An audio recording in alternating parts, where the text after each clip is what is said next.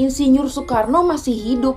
Gila, ini lagi ramai banget beritanya di TikTok kalau misalkan katanya Insinyur Soekarno itu belum meninggal tapi masih hidup sampai sekarang. Daripada kita bahas berita yang masih simpang siur, mendingan kita bahas sejarah yang tercatat ketika detik-detik Insinyur Soekarno ini meninggal yuk.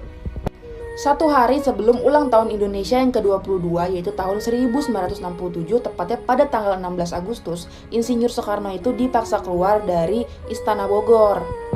Akhirnya dia pindah ke kediaman pribadinya di Batu Tulis Bogor dengan status tahanan politik. Dengan dibatasinya pertemuan antara dia dan keluarganya yang sangat sulit, maka kondisi kesehatan itu makin menurun. Ditambah sesuai catatan dokter, penanganan medisnya itu benar-benar gak proper. Bahkan menurut sejarawan Peter Kasenda, kesehatannya itu diperiksa di laboratorium khusus hewan, guys. Lanjut ke part 2. Ditambah lagi, kondisi Bogor yang hawanya itu cukup dingin pada saat itu membuat kondisi kesehatannya itu menurun drastis. Akhirnya dia minta dipindahkan ke Wisma Yaso, Jakarta. Itu juga setelah disuratin 2 kali ke presiden yang waktu itu menjabat. Karena yang pertama kali itu sempat gak direspon dan akhirnya yang kedua baru direspon dan akhirnya dia dipindahin.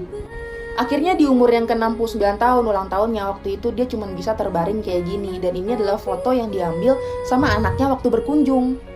Dengan tujuan mengasih tahu ke seluruh Indonesia kalau kondisi Soekarno tuh sekarang kayak gini. Penyakitnya itu komplikasi parah banget, udah ginjal, jantung, rematik, darah tinggi, semuanya deh. Akhirnya dia meninggal pada tahun 1970. Di wasiatnya dia bilang mau dimakamkan di bawah pohon rindang di Kebun Raya Bogor. Tapi wasiatnya itu nggak dijalankan karena situasi politik yang masih belum menentu. Akhirnya dia dimakamkan di Blitar di samping kuburan ibunya.